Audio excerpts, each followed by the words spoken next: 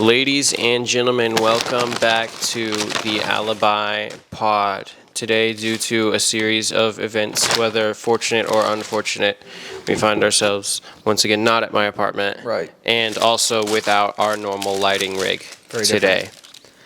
And with Taco Bell. Is this it? This is all the Taco Bell we got? Yeah, one thing for each of us. We were in a hurry.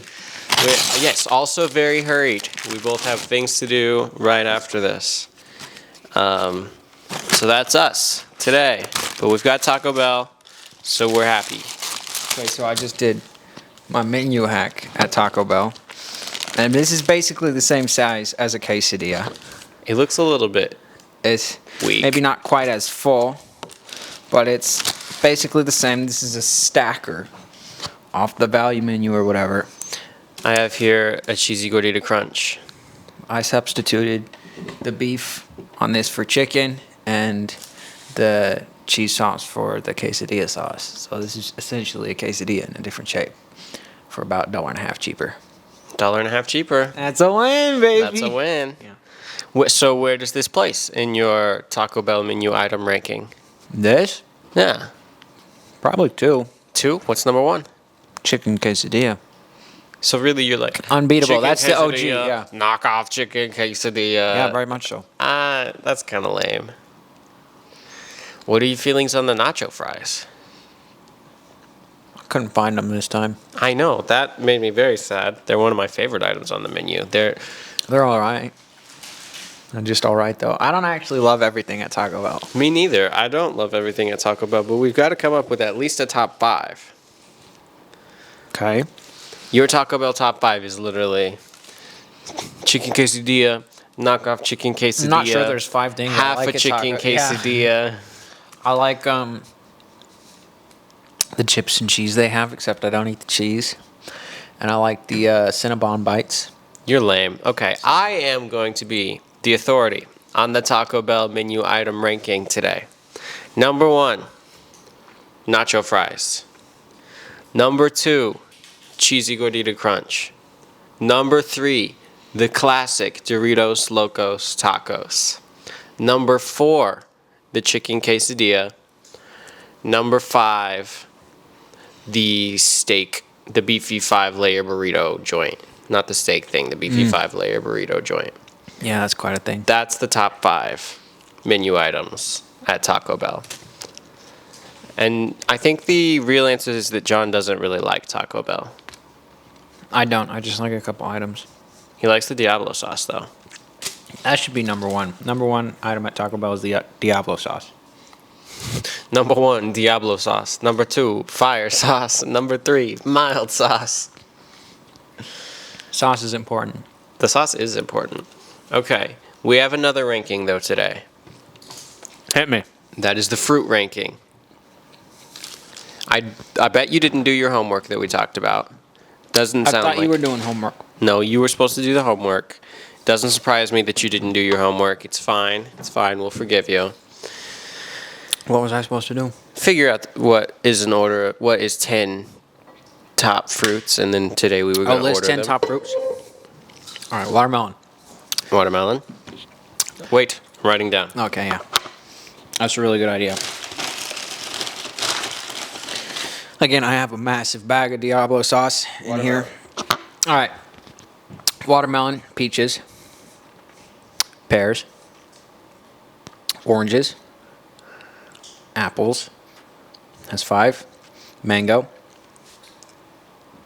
pineapple. Are we counting berries as fruit? Okay, blueberries, strawberries, blackberries, bananas. Is that 10? 1, 2, 3, 4, 5, 6, 7, 8, 9, 10, 11. That is 11. Okay, drop blackberries. Drop blackberries. Top 10 fruits off the dome, broski. Okay, now was that your order? No. All right. I'm going to say at number 1, mango. I like that. Mango at number 1. Going to put mango back at number 1. Okay, so what do we got for number 2? I think watermelon strong number 2. Watermelon is hit and miss, though. You have to That's get true. it just right. Well, it's always a good watermelon versus, a good mango is, number one, but a bad mango is rough. Just like a bad watermelon is rough. Okay, so this is like a good watermelon versus a good of everything else. We're just going to assume best. Perfectly Right. ripe on all of these. Absolutely, yes. Perfectly ripe. Okay. Number 3 then is either pears or peaches.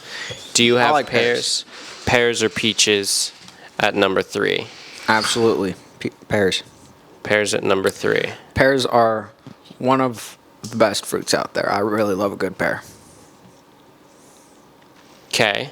All right, now we're at number 4.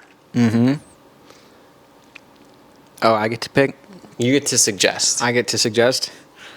What else do we have?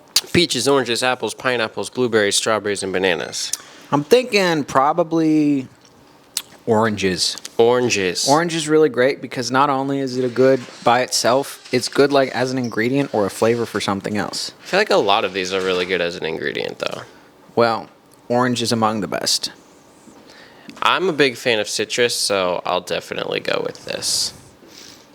And then after that, I think apples are so iconic, it has to be a top 5. Oh, we're sleeping on peaches. A perfectly ripe peach. So, eaten alone, a peach is better than an apple. But We're think giving- of we're apple giving apples juice, points apple for- cider, all right. like the iconic apple crisp. apple crisp, apple pie, pie. MacBooks, iPhones. Apple is just great, iconic. He said MacBooks, iPads, iPhones. Yeah, your Apple All right, iPhones. so peaches comes after apples then. Okay, yeah. And then what else do we have? Pineapple, blueberry, banana, Strawberry. and strawberry. I feel like strawberry probably should have been mentioned earlier. I feel like Strawberry's strawberry up is there. number 10. No, bananas is number 10. I like bananas. No. Okay.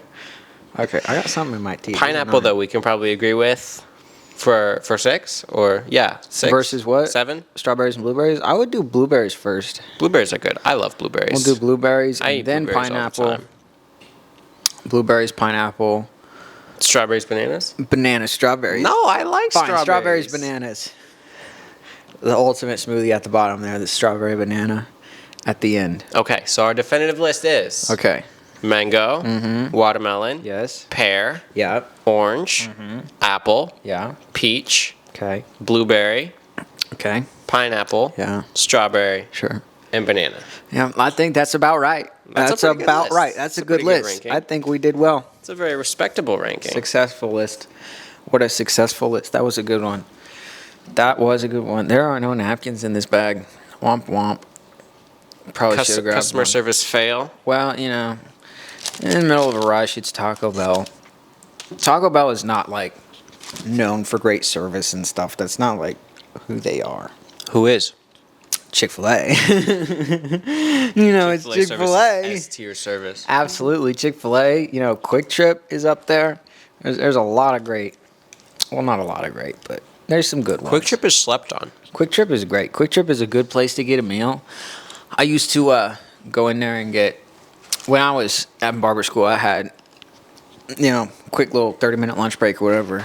I would go to Quick Trip a lot because it was the cheapest thing. You can get a meal for under $10 at Quick Trip. You can get like a roller grill item. The hack here at Quick Trip is to get a breakfast burrito for lunch. A lot of times they'll have some left over. Get the sausage, egg, and cheese because it's cheaper than the brisket, but also more protein and better than the chicken. I don't know if it's more protein than chicken. I feel like with sausage and eggs, it's probably good, but anyway, it's better than the chicken. And then I would get like a mac and cheese. They actually have really, really good mac and cheese at Quick Trip. Underrated mac and cheese. You can also get like a brisket mac and cheese. You can, but that's expensive. But it's good. You can customize however you want. Only thing I've ever customized like that was a breakfast sandwich from Quick Trip. I think it was a biscuit. Got the bacon, egg, and cheese and added sausage because it's cheaper to add sausage than to a bacon, egg, and cheese than to add bacon to a sausage, egg, and cheese. I think. I don't know. I don't know exactly what the total would come out to on both, but I think that was the cheaper option.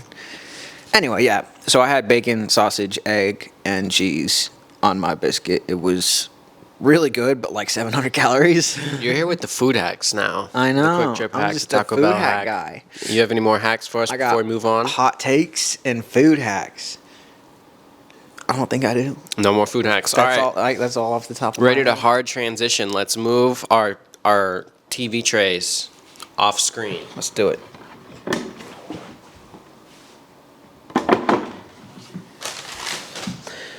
And just like that, they disappeared. That's crazy. And we are ready to talk about worship sound mixing. One of our Very favorite important. subjects. Very important right there. So I saw a video Yeah. that we had already promised last week to talk about this. We did. We saw a video from the Christian comedian Shama. Shama is great. He's very funny. He's the Has to be VeggieTales stopped, guy. probably.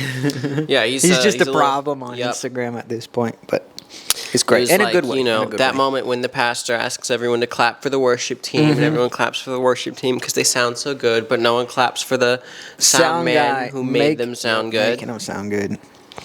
One of the top comments said, very revealing, the live stream mix Facts.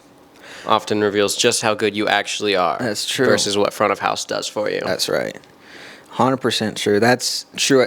I've seen several churches where it's not bad in the building, but you get on that live and it sucks. Like it's so I feel bad. like there's a lot of churches. It's a real problem. There's And a good very, live very stream few mix is good live stream mixes. surprisingly hard. Yeah, I don't know why it's so hard, but it is apparently really, really hard.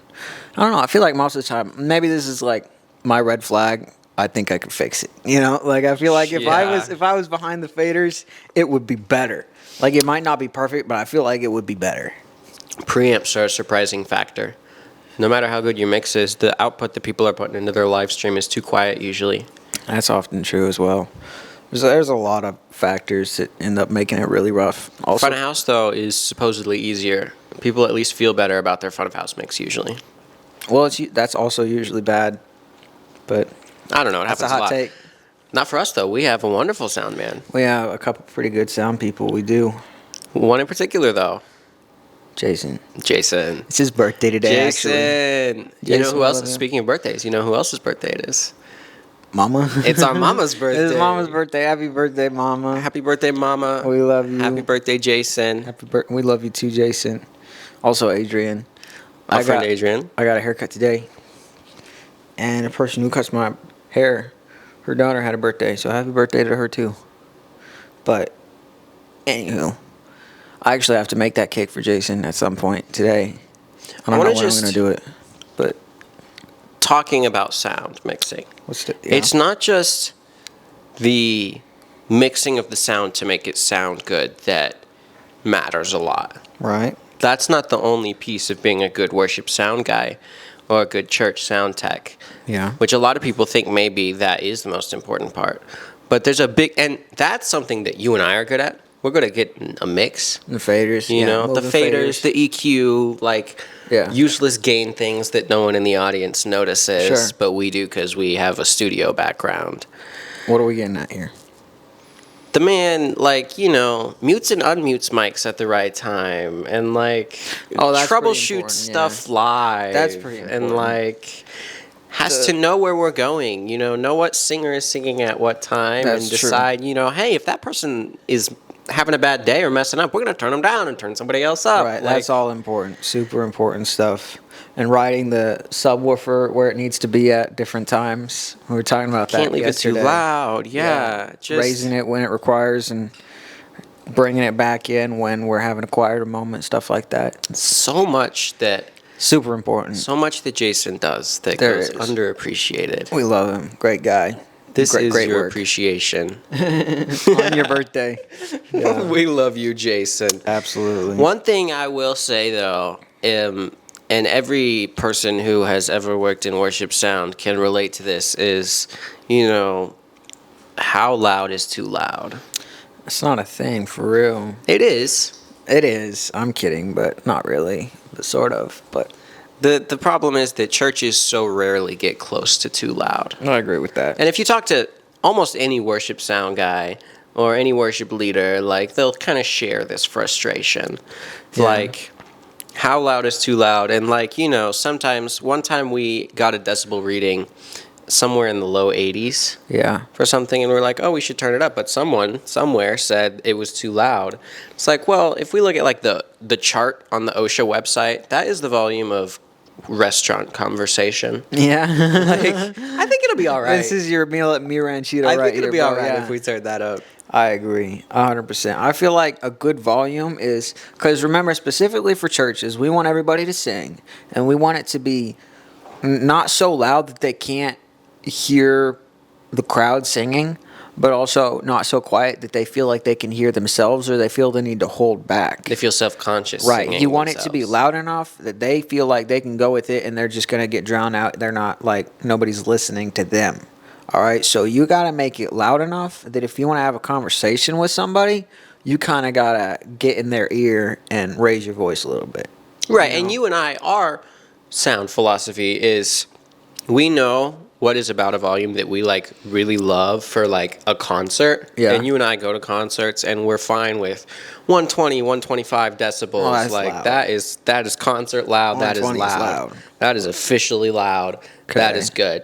And just reminding everyone in the audience who maybe doesn't know, decibels are exponential.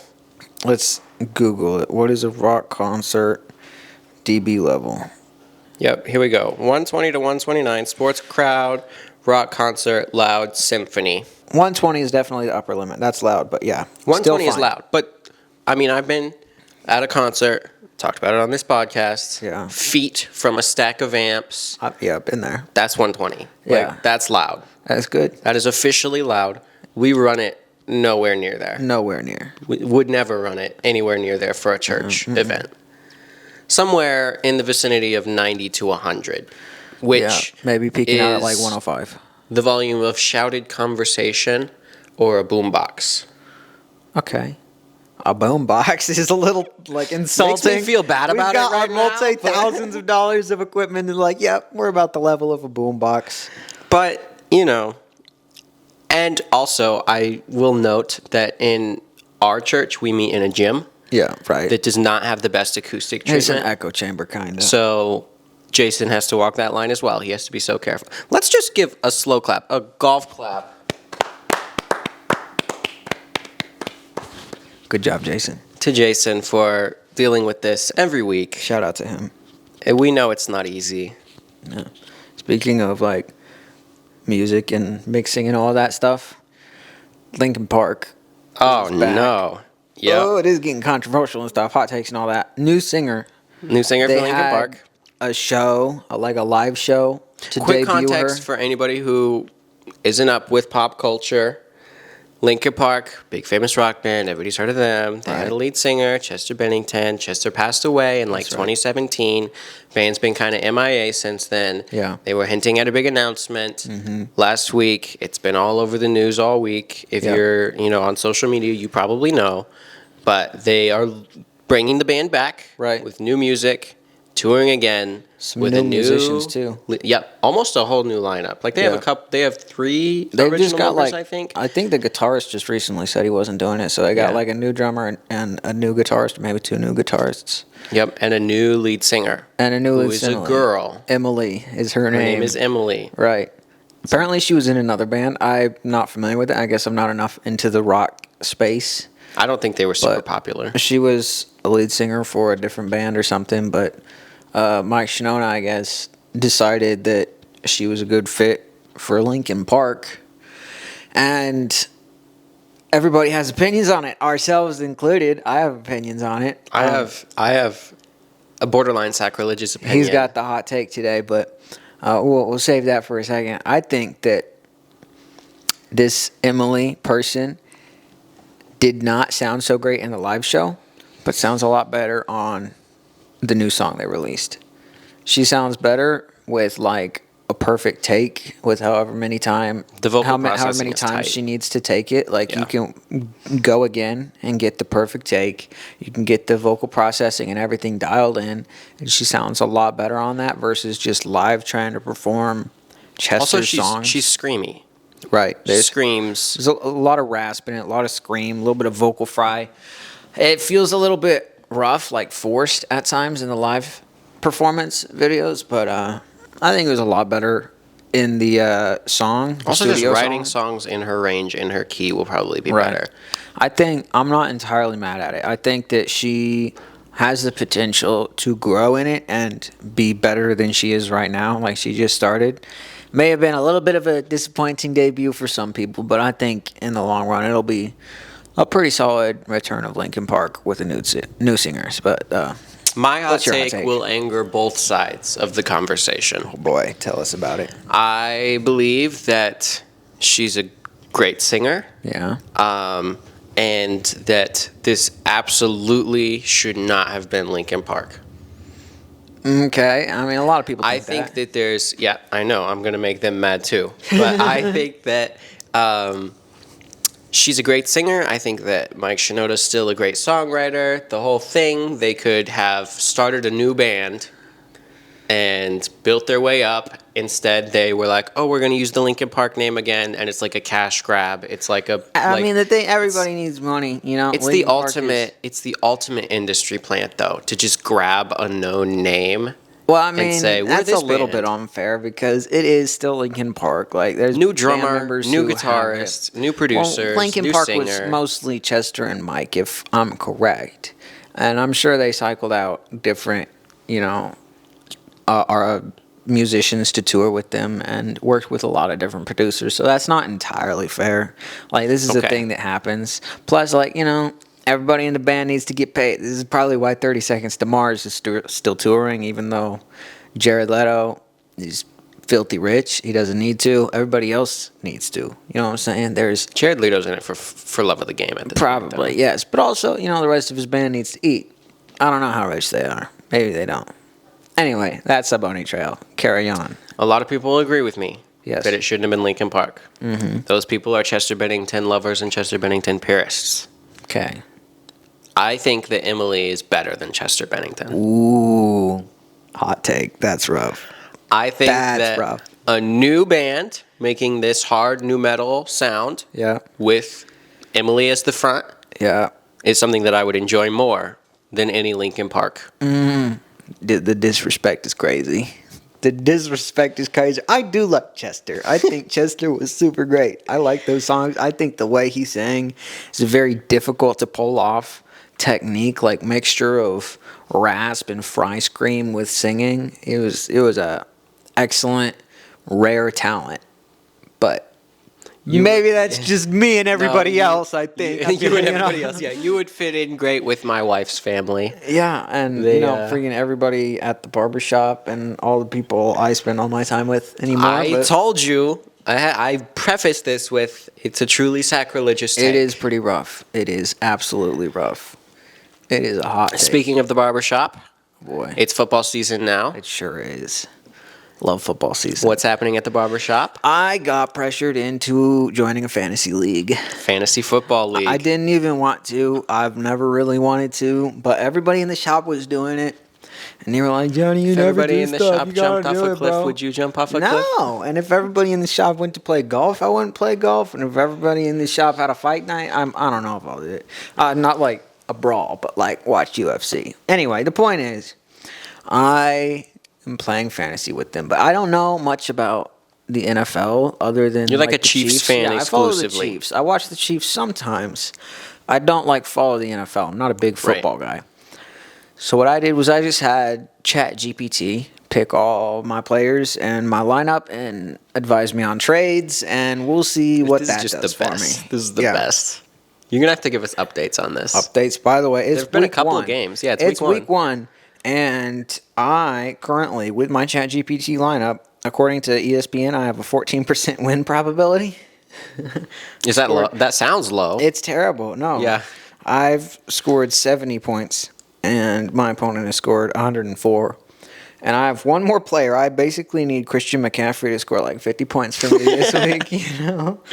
Which, Good luck with that. By the way, CMC, his biggest ever fantasy week was like 40 points, which would get me out of the hole. I just need 35. You I would should win with really 35. lay into ChatGPT, like performance review. Like this was Like, not what good. the heck? This was terrible. I don't Like, know. do better. It might be a good idea. I don't know. Might be worth a shot. We'll see. I mean, week 1 is hard to judge. Like the Chiefs defense, I have the Chiefs defense. They got me negative points, which, kind of sucked. I had some underperformers. Justin Herbert did not do very well. DK Metcalf did not do very well. There was a lot of, 8s where there should have been 15s, but it's all right. We'll see what happens in the future. Speaking of the barbershop, we should get you back there. We do, yeah. So we will wrap up a couple of minutes early. I just want everyone to appreciate very quickly that I'm wearing taco socks. And we had Taco Bell On the episode where we ate Taco Bell. Absolutely. That's awesome. That's and really with fun. that, we'll draw to a slightly early conclusion. Yeah, about ladies 25, and gentlemen, 26 minutes instead of 30. That is episode 7 of the Alibi Pod. Bye-bye.